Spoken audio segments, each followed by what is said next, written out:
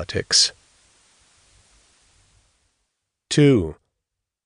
In 1965, Richard Hofstadter, the recipient of 2 Pulitzer Prizes and holder of the DeWitt Clinton Professorship at Columbia University, was widely regarded as the most incisive and original historian of his generation, as he is still regarded today. Hofstadter's books and essays on American political history and on what he called political culture won him readers far beyond the Academy. Yet the respect of his demanding professional peers remained undiminished. Some critics tried to pigeonhole Hofstadter as a proponent of what was known as the consensus interpretation of American history, which became associated with a complacent, even conservative political outlook that denied injustice and vaunted national unity. Yet there was nothing complacent about either the man or his scholarship, and he cannot be labeled as a conservative. He had outgrown a youthful adherence to the Marxism that had led him to join, very briefly, the Communist Party, but he did not harbor the outrage and remorse that drove many disillusioned leftists far to the political right. He would include in the 1965 version of The Paranoid Style a blast at those ex-leftists who had moved from the paranoid left to the paranoid right, clinging all the while to the Manichaean psychology that underlies both.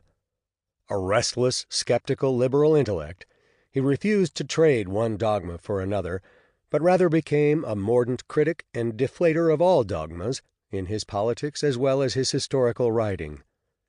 His aversion to doctrinaire thinking fed his curiosity about such thinking in American politics, and the combination propelled much of his best writing in the 1950s and 1960s, including the essays in The Paranoid Style.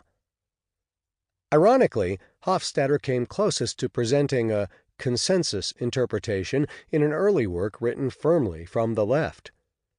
The American Political Tradition and the Men Who Made It, his second book, published in 1948, offered 12 biographical sketches of political leaders from the framers through Franklin Delano Roosevelt, and emphasized an enduring liberal consensus based on a common commitment to private property and the virtues of entrepreneurship among liberals and conservatives alike.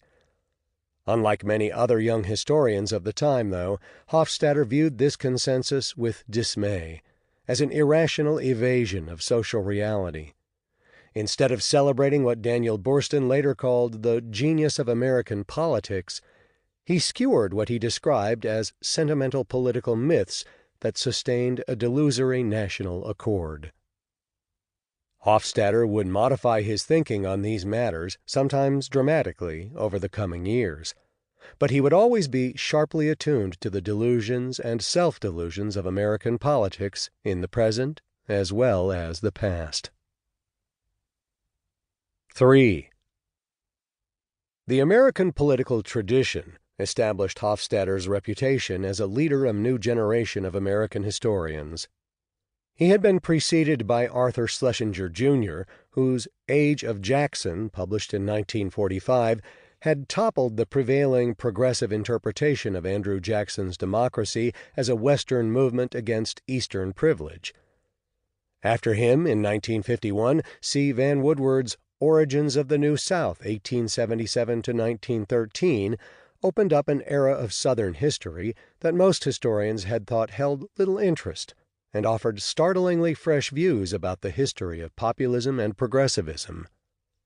Although these 3 scholars differed greatly in background, temperament, and style, Hofstadter, Schlesinger, and Woodward each wrote history with literary grace for a general audience, and not simply for their fellow historians.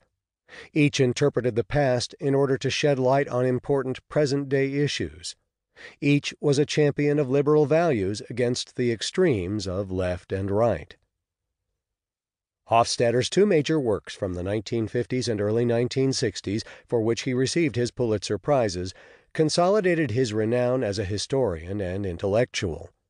In The Age of Reform, From Bryan to FDR, which appeared in 1955, Hofstadter fully embraced the New Deal as a sophisticated, cosmopolitan, and pragmatic effort to curb specific ills of modern American capitalism. But he also contrasted the New Dealers with the early populists and progressives.